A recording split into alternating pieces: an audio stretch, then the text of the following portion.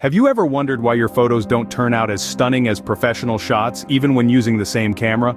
This common hitch for budding photographers boils down to one thing: mastering your camera. The answer to this common photography problem lies in understanding the basics of photography. Photography is an art, and like any other art, it has its fundamentals.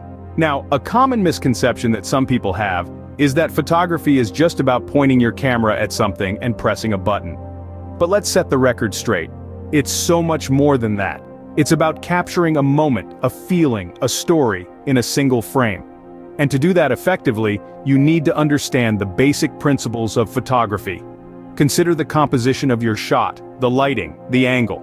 Think about how different settings on your camera can alter the image. Like a painter uses brushes and paints, as photographers we use focus, exposure, and timing. It's about making deliberate decisions to create a certain effect or evoke a particular emotion. And let me tell you, when you truly grasp these fundamentals, you'll start to see a world of difference in your photos. Mastering these basics can make a world of difference in your photos. The exposure triangle is a fundamental concept in photography, comprising of ISO, shutter speed, and aperture. Let's start with ISO. Imagine it as the sensitivity of your camera's sensor to light. A lower ISO means less sensitivity and results in a darker image, while a higher ISO increases sensitivity, leading to a brighter image. But beware. A higher ISO can also cause more digital noise or grain in your photo. Next up is shutter speed. Think of it as the duration your camera's shutter remains open when taking a photo.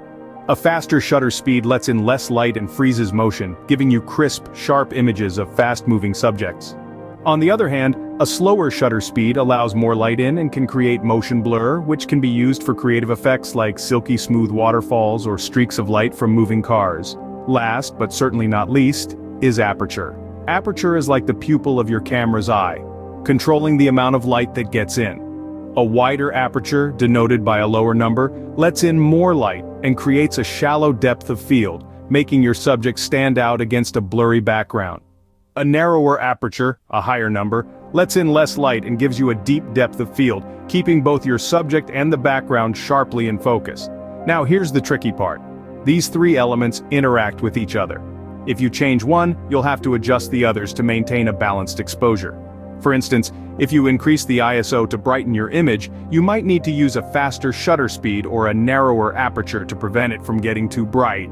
It's a bit like juggling, keeping all three elements in balance to get the picture just right. Remember, there's no one-size-fits-all setting for the exposure triangle. It's all about adapting to your environment and using these three elements to create the image you envision. Balancing the exposure triangle is key to capturing well-exposed photos. So go ahead, experiment with different settings, and see the magic unfold in your images. You've got this. The rule of thirds is a basic composition technique that can instantly improve your photos. Now, you might be wondering, what is this rule and why is it so important? Well, let's dive right in. The rule of thirds is a principle of composition for visual images such as paintings, photographs, and designs. It suggests that an image can be divided into 9 equal parts by 2 equally spaced horizontal lines and 2 equally spaced vertical lines. The theory is that if you place the main elements or subjects of your image along these lines, or at the intersections of them, your photo becomes more balanced and will enable a more natural interaction with the viewer. Imagine you're looking at a grid on your viewfinder or screen.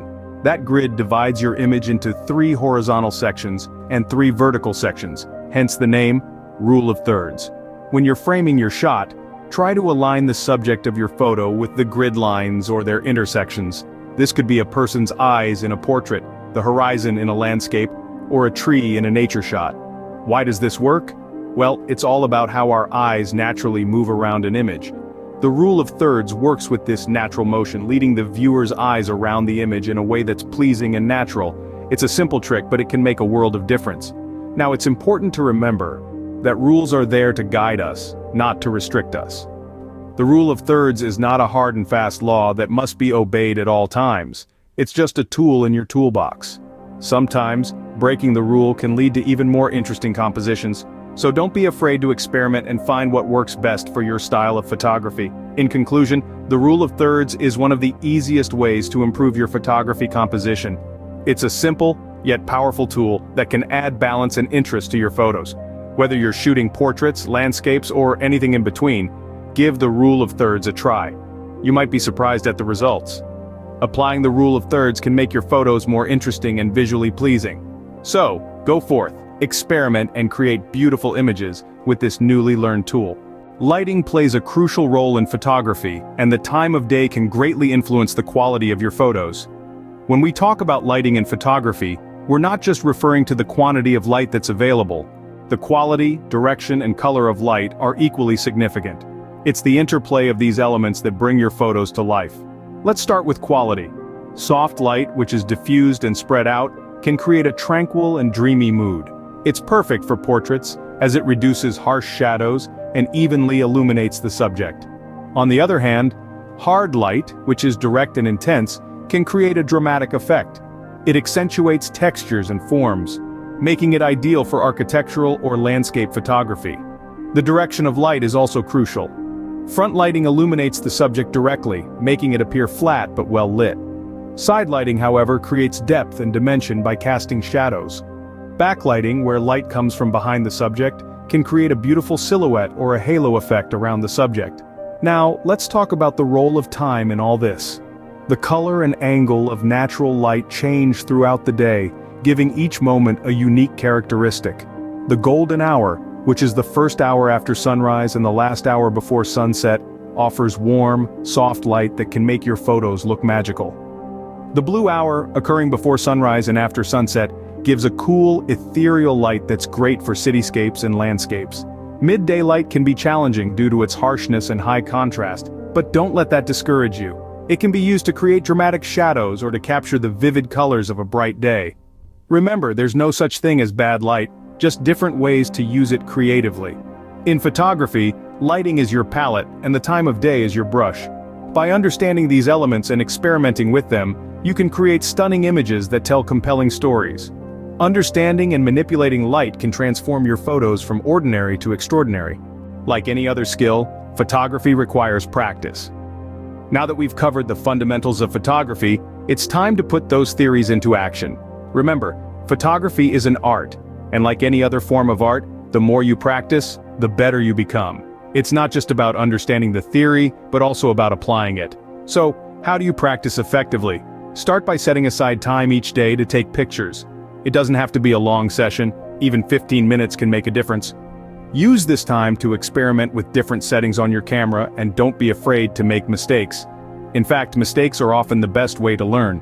Another great way to improve is by critiquing your own work. After each practice session, take some time to review your photos. Look at them critically. What worked? What didn't? What could you do differently next time? This self-reflection allows you to identify areas for improvement and helps you grow as a photographer. Finally, don't forget to keep pushing yourself.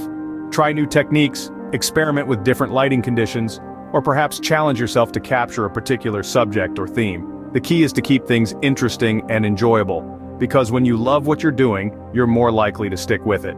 With consistent practice and a solid understanding of the basics, you can take your photography to the next level.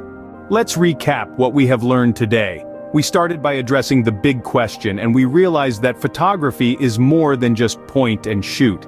It's an art form that requires understanding and skill. We then moved on to the exposure triangle, where we learned that aperture, shutter speed, and ISO work together to create the perfect shot.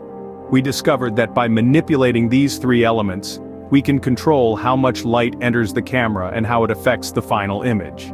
Next, we delved into the rule of thirds, an essential composition technique in photography. By dividing the frame into a grid and positioning important elements along those lines or at their intersections, we can create more balanced and engaging photos. We also discussed the influence of lighting and the time of day on the quality of our photographs. We learned that the soft, warm light during the golden hour, just after sunrise or before sunset, can add a magical touch to our images. Lastly, we emphasized that practice makes perfect. The more we shoot and experiment with different settings and techniques, the better we become. So grab your camera and start clicking. Remember, understanding the basics of photography can greatly improve your photos and turn you into a skilled photographer.